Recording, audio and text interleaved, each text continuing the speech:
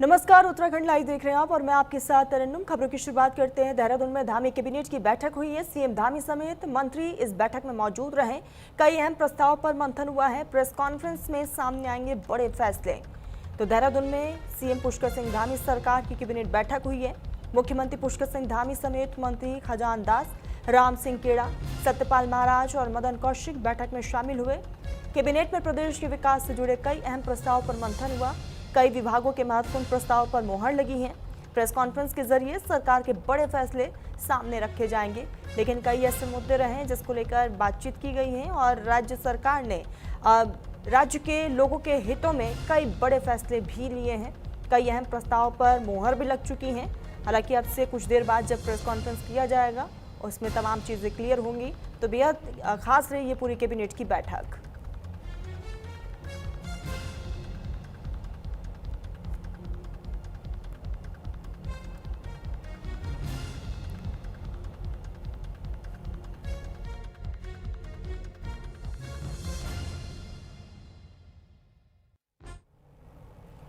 मिलावटखोरों पर धामी सरकार सख्त है। एसआईआर विवाद पर सीएम धामी का पलटवार। सरकारी काम में बाधा डालना उचित नहीं है। स्वाइन फ्लू, डेंगू को लेकर भी सरकार हाई अलर्ट पर है। तो देहरादून में मुख्यमंत्री पुष्कर सिंह धामी ने मिलावटखोरों पर सख्त कार्रवाई के निर्देश दिए हैं। त्योहारों के सीजन को देखते हुए खाद्य पदार्थों की जांच और कार्रवाई तेज करने को कहा गया है। वहीं रुद्रपुर में एसआईआर को लेकर हुए विवाद पर सीएम ने कहा कि लोकतंत्र में सभी को अपनी बात रखने का अधिकार है, लेकिन सरकारी काम में बाधा डालना उचित नहीं है। बरसात के बीच स्वाइन फ्लू और डेंगू को लेकर स्वास्थ्य विभाग को भी हाई अलर्ट पर रहने के निर्देश दिए गए हैं।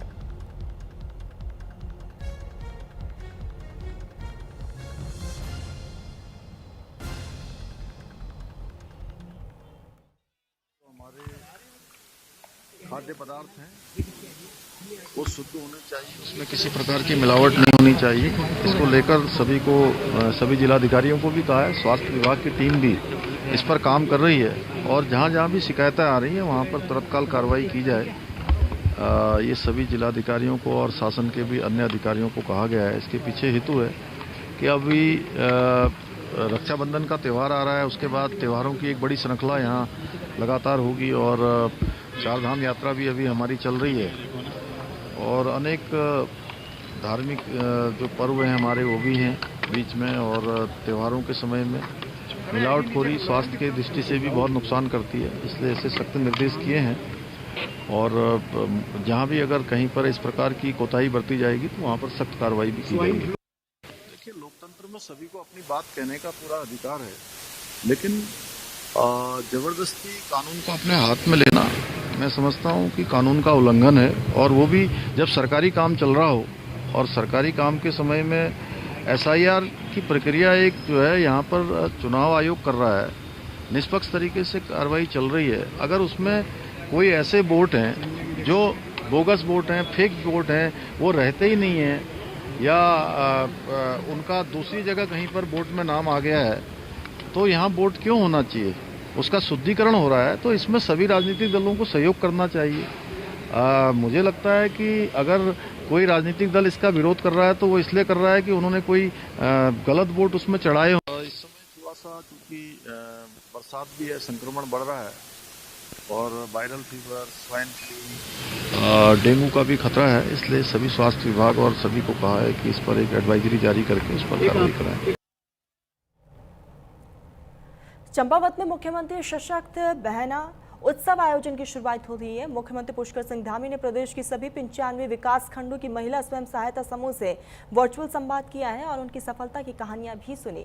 मुख्यमंत्री ने महिलाओं के हुनर और आत्मनिर्भरता की सराहना करते हुए स्थानीय उत्पादों को बेहतर बाजार और ब्रांडिंग उपलब्ध कराने पर जोर दिया है। साथ ही रक्षाबंधन की अग्रिम शुभकामनाएं भी मुख्यमंत्री की तरफ से दी गई। है कि मुख्यमंत्री सशक्त बहना उत्सव योजना के अंतर्गत लोगों को, जो हमारी स्वयं सहायता समूह की महिलाएं हैं, उनको विपणन के अवसर प्रदान किए जाते हैं। जब भी हमारा राखी का त्यौहार होता है उससे पहले ही हफ्ते भर पहले से हम लोग स्टॉल्स लगाते हैं विभिन्न जनपद के कॉर्नर्स में, और उसमें जो महिलाएं हैं अपने प्रोडक्ट्स को बेचती हैं। इस प्रकार से जो महिलाएं हैं उनका विपणन भी हो जाता है और उनके आजीविका के स्रोत जाहिर होते हैं। और इसके अलावा जो हमारे मुख्यमंत्री जी हैं, उन्होंने इसको विशेष सोच करके राखी के तौर पर इसलिए किया है ताकि जो है बाहर से राखी मंगाने से अच्छा हम लोग जो है महिलाओं की बनाई हुई राखी जो है बेच सकें और उससे उनके आजीविका संवर्धन हो सके। माननीय मुख्यमंत्री सशक्त बहना योजना जो है उसके संदर्भ में स्वयं सहायता समूह की जो हमारी महिलाएं हैं, क्लस्टर की महिलाएं हैं, इन सभी से लाइव रूप से चर्चा की गई। इसमें हमारे यहाँ से मिसेस जोशी जो हैं वो जुड़ी हुई थी। उन्होंने माननीय मुख्यमंत्री जी के साथ संवाद किया और उनके द्वारा यहाँ पर कैंटीन चलाया जा रहा है, उसके संबंध में उन्होंने अपने अनुभव साझा किए। साथ ही सभी महिलाओं ने माननीय मुख्यमंत्री जी के जो मार्गदर्शन है उसको सुना है और किस प्रकार से योजना का क्रियान्वयन और अन्य महिलाएं किस प्रकार से अच्छा कर रही हैं राज्य सरकार की विभिन्न योजनाओं से लाभ लेकर के, उसके संबंध में भी यहाँ पे व्यापक सहभागिता रही है। त्योहारों के मौसम में मिलावट और जमाखोरी के खिलाफ उत्तराखंड सरकार ने अभियान को तेज कर दिया है। मुख्यमंत्री धामी के निर्देश पर सभी जिलों में खाद्य प्रतिष्ठानों की जांच और सैंपलिंग की जा रही है। एक्सपायरी और खराब खाद्य सामग्री मिलने पर उसे नष्ट कराया जा रहा है, जबकि दुकानदारों को नोटिस भी दिया जा रहा है। सभी जिलाधिकारियों को 1 सप्ताह तक अभियान चलाने और मंडल आयुक्तों को मॉनिटरिंग की जिम्मेदारी सौंपी गई है।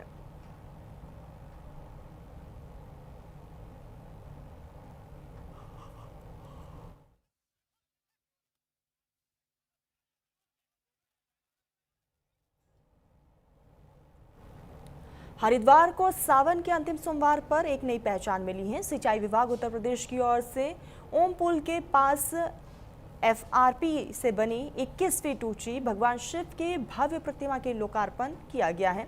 करीब 100 साल की लाइफ वाली इस प्रतिमा से ओम पुल की खूबसूरती में और भी निखार आएगा और ये श्रद्धालुओं और पर्यटकों के लिए आकर्षण का केंद्र बनेगा। उत्तर प्रदेश की सिंचाई मंत्री स्वतंत्र देव सिंह ने पूरे धार्मिक विधि विधान के साथ प्रतिमा का लोकार्पण किया।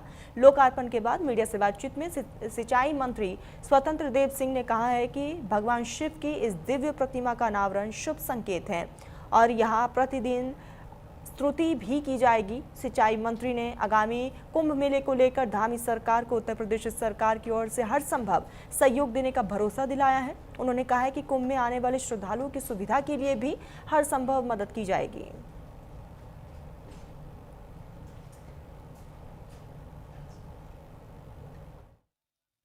कार्य संस्कृति में अधिकारियों के और सोच में भी बदलाव आया है आदरणीय योगी जी के नेतृत्व। महत्वपूर्ण है कि इधर से 15 जिलों में जो सिंचाई होती है हमारा भीमगोड़ा बैराज से, लगभग वर्षों से जो सीपेज हो रहा था हजारों क्यूसेक पानी, वह आदरणीय योगी जी के निर्देश गेट भी नहीं बंद किया गया और जो सीपेज था वो बंद किया गया और गेट चेंज हुआ, जिससे हमारे 15 जिलों के किसानों को इसका लाभ मिला। सिंचाई सुदृढ़ हुई और मजबूत हुआ। बाढ़ का भी हमारा काम जो यहाँ है, जिस प्रकार हमारा कटान था बंधे और सुरक्षित थी, क्रेटा पर मतलब जो समुद्र में लगाया जाता है उससे अब बंधे को भी सुरक्षित और संचित करने का काम किया गया है कि संरक्षित बना रहे।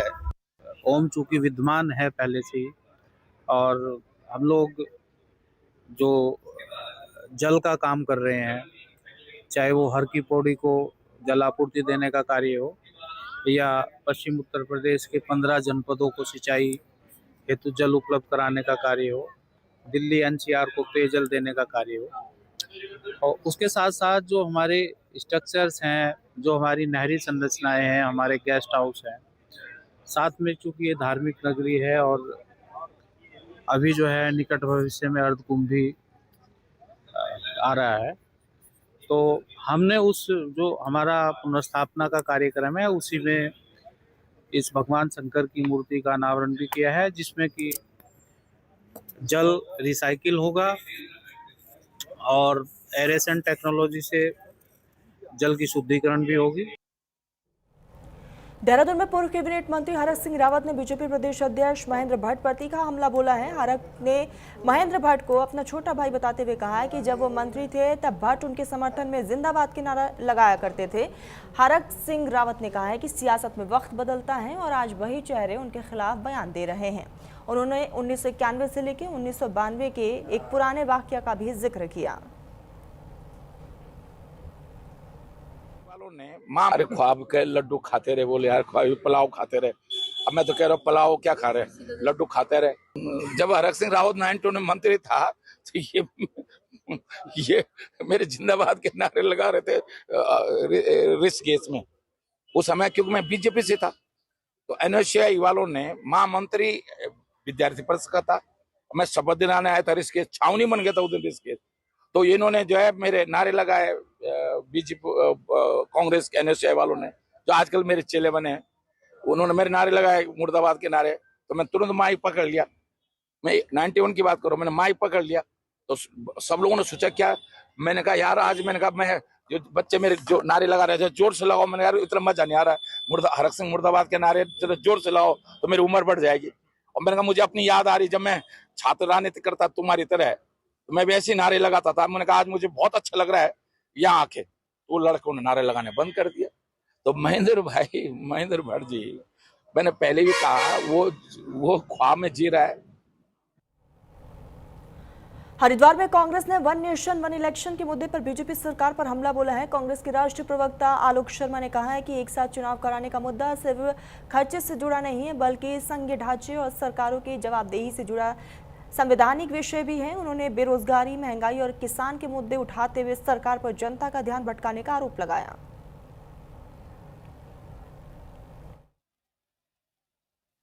नेशन वन इलेक्शन के कोई फायदे नहीं हैं। वन नेशन वन इलेक्शन के आर्थिक नुकसान है, सामाजिक नुकसान है, राजनीतिक नुकसान है, लोकतांत्रिक और संवैधानिक नुकसान है। उसके ऊपर मैंने तमाम चर्चाएं अभी सामने की। भारतीय जनता पार्टी जब जब मुद्दों से भटकाना होता है तो इस तरह के मुद्दों को वो लेकर आती है। एक रिपोर्ट आई रामनाथ कोविंद जी के नेतृत्व में, ज्वाइंट पार्लियामेंट्री कमेटी उस पर विचार कर रही है, लेकिन भाजपा सड़कों पर उतर जाती है। क्यों? क्योंकि उनको पेपर लीक से, और जो युवा हमारे बच्चे सड़कों पर आ रहे हैं, बीजेपी की पोल खुल रही है, पेपर लीक और तमाम चीजों से नमक की जगह सर्फ परोसा जा रहा है। 56 इंच का सीना पूरी तरह से आज जिस तरह से एक्सपोज हो चुका है पूरे देश के सामने, आज उनकी कोई बात सुनने को तैयार नहीं। राम मंदिर की डकैती से ध्यान कैसे भटकाया जाए, उसके लिए हमारे भोले भाले, हमारे आदरणीय पूजनीय साधु संतों के मंच का दुरुपयोग किया गया।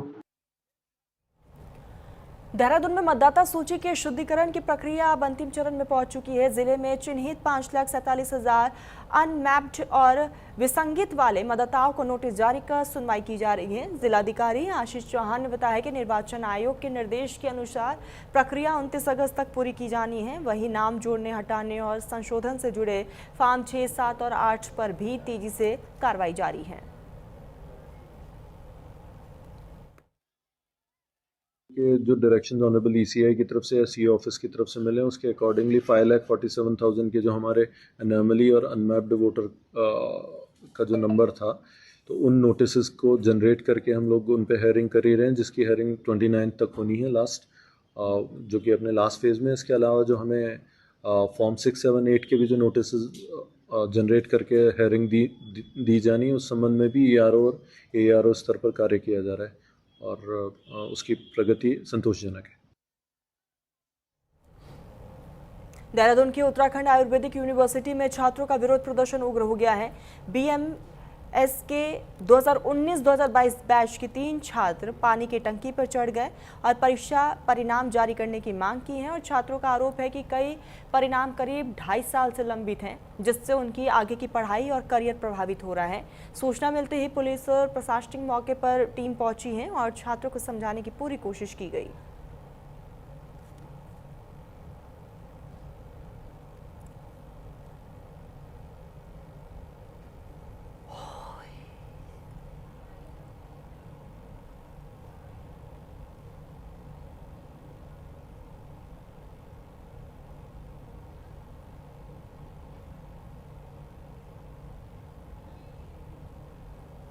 जानकारी मिली है कि उत्तराखंड आयुर्वेदिक विश्वविद्यालय से संबद्ध कॉलेजों के कुछ छात्र अपनी पढ़ाई पूरी होने के बाद भी उनका रिजल्ट न मिल जाने के रोष में, उसके फलस्वरूप उस रोष में उस मांग को लेकर देहरादून के हर्रावाला के आसपास कहीं टंकी पर चढ़े हैं। मैं अभी देहरादून में नहीं हूँ, लेकिन ये जानकारी मुझे मिली है कि कुछ छात्र टंकी पर चढ़े हैं अपनी इस मांग को लेकर। इसको दृष्टिगत रखते हुए मैं देहरादून प्रशासन को, देहरादून में सरकार, उत्तराखंड की सरकार, मुख्यमंत्री, इन सब को मैं कहना चाहता हूं कि इस मामले को तत्काल संज्ञान में लें।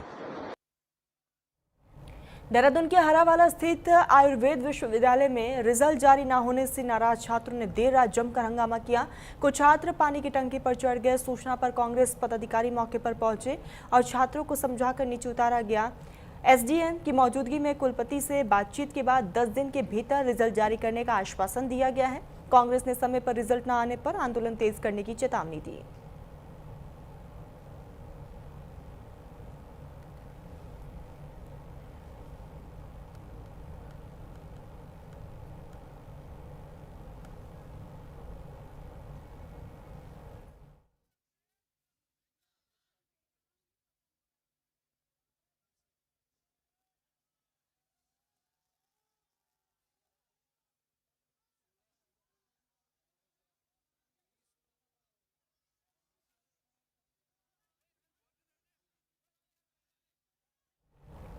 चंपावत के लोहाघाट विश्वविद्यालय में छात्रों की समस्याओं को लेकर एबीवीपी और एनएसयूआई का आंदोलन तेज हो गया है।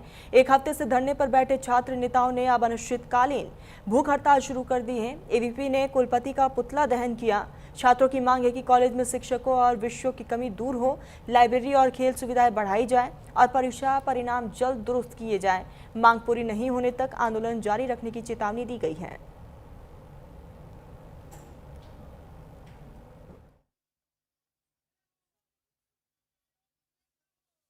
अब जब हमने देखा कि इतना समय हो चुका था और तब भी हमारी बातों पे संज्ञान नहीं हो रहा था, ना कुछ हमारी सुध ली जा रही थी, ना किसी से हमारे द्वारा कोई हमारे पास वार्तालाप के लिए आ रहा था कुलपति, ना कोई यूनिवर्सिटीज़ की तरफ से भी ना कोई हमारे संज्ञान लिया गया। तब हमने कठिन फैसला लिया कि अब हम क्रमिक भूख हड़ताल पर बैठेंगे और ये भूख हड़ताल तब तक चलती रहेगी। छात्र संघ और विद्यार्थी परिषद मिलकर जब तक हमारी सारी मांगें पूरी नहीं होती, उसका समाधान नहीं हो जाता, यहाँ रहेगा। हम उन गैर जो दूसरे राजनीतिक संगठन है उनकी तरह नहीं है कि सिर्फ चुनाव के लिए यहाँ महाविद्यालय में आना, चुनाव के लिए स्टंटबाजी करना, चुनाव के आपको पता चलता है कि अगले 1-2 महीने बाद चुनाव होने वाले, तो आप यहाँ आ जाते हैं, बैठ जाते हैं। और उन लोगों को ये भी, मैं दूसरे संगठन को ये भी कहना चाहूँगा, जब कोई संगठन कोई अच्छा काम करता है तो आपको उसको प्रोत्साहन करना चाहिए, ना कि उनके खिलाफ भ्रांति फैलानी चाहिए, ना कि उनके खिलाफ कुछ करना चाहिए। एक हफ्ता हो गया हम लोग को धरने में बैठे हुए, किसी भी प्रशासनिक अधिकारी या किसी ने भी अभी तक कोई सूद नहीं ली। तो इसके तहत हमने फैसला लिया कि आज से हम भूख हड़ताल में बैठेंगे। सर काफ़ी दूर दूर से बच्चे आ रहे हैं यहाँ, गुमदे, शोमेल, काफ़ी दूर दूर से बच्चे हमें समर्थन देने के लिए आ रहे हैं, लेकिन ये प्रशासन ने अभी तक हमारे लिए मतलब हमारी सूद नहीं ली है। और मैं कहना चाहूँगा कि हम एनएसयूआई के कार्यकर्ता हैं, ना कि हम अखिल भारतीय विद्यार्थी परिषद के कार्यकर्ता हैं जो बिना मांग पूरी हुए धरने से उठ जाएं।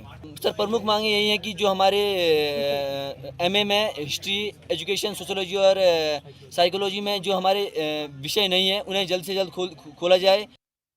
जी, बहुत समय से जो हमारी मांगें चल रही थी, लगातार 3 तारीख से हम ऐसे हड़तालें करते रहे, आंदोलन करते रहे हैं, परंतु जो 7 दिन से लगातार हमारी यहाँ पर लगातार आंदोलन चल रहा था, जिसके बाद हमारे ऊपर संज्ञान लेने वाला कोई नहीं था, जिसके बाद आज हमने भूख हड़ताल का फैसला लिया है। आज से हम लोग भूख हड़ताल पर बैठ चुके हैं और जब तक हमारी मांगें पूरी नहीं होंगी हम भूख हड़ताल पर रहेंगे। मॉडर्न फिजिक्स से जैसे गंभीर विषय में, जिसमें सभी विद्यार्थियों की लगभग सभी 75% विद्यार्थियों की बैग दे दी गई है और उनका एडमिशन का अभी कुछ भी लेटर यूनिवर्सिटी ने नहीं निकाला है। और वह विद्यार्थी ऐसे हैं जिनका अभी बैग नहीं होती थी, उनका गोल्ड मेडलिस्ट में नाम होता, उनके आज तक अभी उनके 10th में नंबर अच्छे थे, 12th में नंबर अच्छे थे, उनकी पूरे कॉलेज लाइफ में नंबर अच्छे थे, पर लास्ट सेमेस्टर में उनका रिजल्ट ख़राब हो गया है। इस चीज़ पर ये एक बहुत बड़ा मुद्दा है जिसमें यूनिवर्सिटी ने संज्ञान लेना चाहिए था, परंतु अभी तक कोई संज्ञान यूनिवर्सिटी नहीं ली है।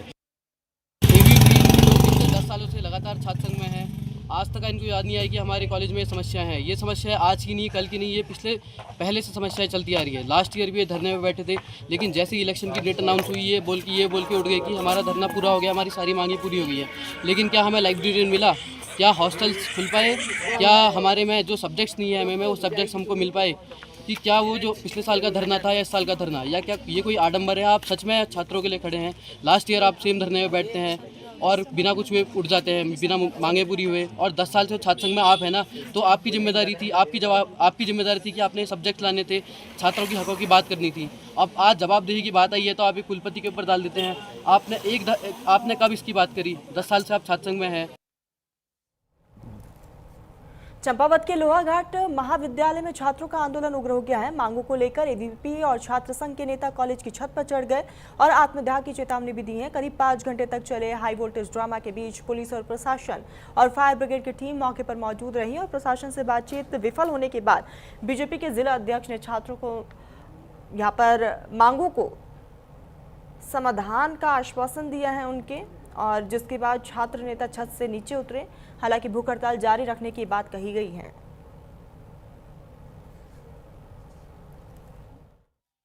मांगे तो माननी है, क्योंकि हम लोग के हाथ में जितना हमारे को अलाउ करती है, हमारी जितनी पावर है उस हिसाब से हम लोगों ने एक ज्ञापन भेज दिया है। अभी मेल भेजा गया है जो इन्होंने MA sociology, psychology, education, history में कार्य करने के लिए कहा है, उसका मेल यहाँ से जा चुका है। जो हमारे पास एसेट्स हैं उसकी डिटेल जा चुकी है। फिर इनका जो एक था कि BSc 6 सेमेस्टर में इनके काफ़ी बच्चों की जो बैक आई थी उससे रिलेटेड भी हम लोगों ने वहाँ से RTI की डिटेल मंगवा ली है। कुछ बच्चों की कॉपीज़ आज या कल में आ जाएगी और बाकियों की भी विदिन अ वीक यहाँ पे सारी कॉपीज़ डिस्पैच हो जाएगी। छात्रों की कुछ समस्याएं हैं जो यूनिवर्सिटी स्तर की हैं, तो इसको लेके ये छात्र धरना दे रहे थे। इनमें से कुछ छात्र जो कॉलेज की छत पर चढ़ गए हैं, तो इस संबंध में इनको समझाया जा रहा है, वार्ता की जा रही है। जो भी इनकी समस्याएं हैं, प्राचार्य मैडम मेरे साथ खड़ी हुई हैं, उन्होंने सारे लेटर जो यूनिवर्सिटी को लिखे हैं इस संबंध में। तो अब इन्हें हम समझा रहे हैं, जैसे ये मानते हैं तो फिर का अग्रिम कार्रवाई। और अब अग्रिम कार्रवाई जो शासन निर्णय या जो भी उच्च अधिकारी निर्णय देंगे उस हिसाब जी, जैसा भी अभी हमारे पूर्व छात्र संघ अध्यक्ष ऋतिक डी ने बताया, सेम वही स्टेप है। अगर हमारी मांग को जल्द से जल्द नहीं पूरा किया जाता, हमारी 6 मांगे हैं। 7वीं मांग हमारी मॉडल फिजिक्स के बच्चों को एडमिशन, और 8वां मांग हमारी है MA में जिन बच्चों ने ऑनलाइन किया है सभी को एडमिशन मिलना चाहिए। अगर जल्द से जल्द हमारी मांगें पूरी नहीं होती तो ABVP में छात्र संघ उग्र आंदोलन करेगा। हम सड़कों तक भी जाएंगे, हम शासन स्तर से जाएंगे, DM आवास तक भी जाएंगे, और हमारी मांग जब तक पूरी नहीं होगी हम तब तक हमारे छात्र संघ के पदाधिकारी छत से नहीं उतरेंगे। हमें एक लेटर दिखाया जा रहा है जिसको कहा जा रहा है कि एक परफॉर्मा आ रखा है परफॉर्मा भरने को, मगर उसमें जो ये परफॉर्मा है, मैं सबको बता दूं कि परफॉर्मा हर साल आता है, हर साल उस परफॉर्मा में जाता है। कॉलेज से हर साल एक लेटर क्रिएट होता है, लेटर बन के वहाँ जाता है, मगर उस लेटर का कोई संज्ञान नहीं होता। तो सिर्फ मैं इतना ही कहना चाहूँगा, ना हमारे छात्र नीचे आएंगे, ना हम अपनी भूख हड़ताल छोड़ेंगे। हमारा आंदोलन यूँ का यूँ ही चलता रहेगा जब तक हमारी मांगें पूरी नहीं होती, क्योंकि ये छात्र हितों की बात है और छात्र हितों के लिए विद्यार्थी परिषद खड़ा था, खड़ा है और खड़ा रहेगा। मांगे नहीं मानी गई तो क्या कहते हैं, फिर हमें अगर रोड में सड़कों में उतरेंगे और हमें जो करना पड़ेगा हम करेंगे। देहरादून में आयोजित समाधान दिवस में जिलाधिकारी आशीष चौहान ने जिले भर से पहुंचे फरियादियों की समस्याएं सुनी हैं और इस दौरान करीब 140 शिकायतें सामने आई हैं। पेयजल, वन और भूमि समेत विभिन्न विभागों से जुड़ी शिकायतों पर सुनवाई हुई। कई मामलों का मौके पर ही समाधान कराया गया, जबकि लंबित शिकायतों को लेकर अधिकारियों को समयबद्ध कार्रवाई के निर्देश दिए गए। आज लगभग 140 शिकायतें हमें प्राप्त हुई समाधान दिवस के अवसर पे, और कई सारी शिकायतों के मौके पर निस्तारण के कार्य को भी किया गया है। और मेन अगर हम बात करें तो लैंड से रिलेटेड डिस्प्यूट जो जनरली रहते हैं उनका नंबर अभी कंपैरेटिवली कम है, और दूसरे डिपार्टमेंटल इश्यूज़ भी जल संस्थान से रिलेटेड, या अगर बात करें हम जिसमें फॉरेस्ट से रिलेटेड भी कुछ एक इश्यूज़ आए हैं, तो इस तरीके से मल्टीपल डिपार्टमेंट के इश्यूज़ हम लोगों ने आज एड्रेस किए। आज लगभग 140। हल्द्वानी के बनभूलपुरा स्थित ललित आर्य महिला इंटर कॉलेज में उस वक्त हड़कंप मच गया जब अचानक से कई छात्राओं की तबीयत बिगड़ने लगी। कुछ छात्राओं ने चक्कर और घबराहट की शिकायत की है, जिसके बाद अन्य छात्राएं भी डर गई। इसी बीच कॉलेज में भूत प्रेत की अफवाह फैल गई और कई छात्राएं रोने लगी। बढ़ती दहशत को देखते हुए कॉलेज प्रशासन ने छुट्टी का ऐलान कर दिया।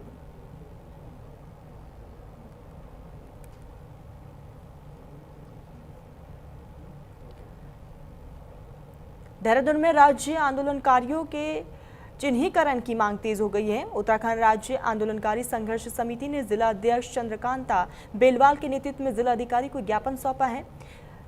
समिति का आरोप है कि 6 महीने से ज्यादा समय बीतने के बावजूद चिन्हीकरण को लेकर कोई भी बैठक नहीं हुई है। आंदोलनकारियों ने जल्द प्रक्रिया शुरू करने की मांग की है, जिस पर डीएम ने शीघ्र बैठक बुलाने का आश्वासन दिया है।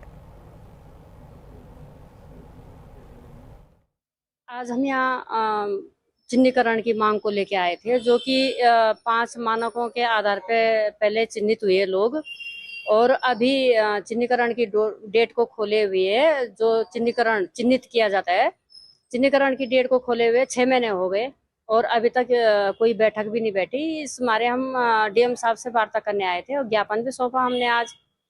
और हम ये चाह रहे कि जो ये कहीं से भी गुमराह हो रहे कि नहीं है, मानक नहीं है, तो 2 मानक पहले भी एक प्रदेश में 2 मानक तो हो नहीं सकते। हमने आज डीएम साहब से वार्ता करी, सक्रिय रही वार्ता, तो उन्होंने बोला जल्द से जल्द हम चिन्हीकरण की बैठक बिठवाएंगे। फिलहाल खबरों में बस इतना ही। ब्रेक के उस पार देखिए न्यूज़ रूम लाइव।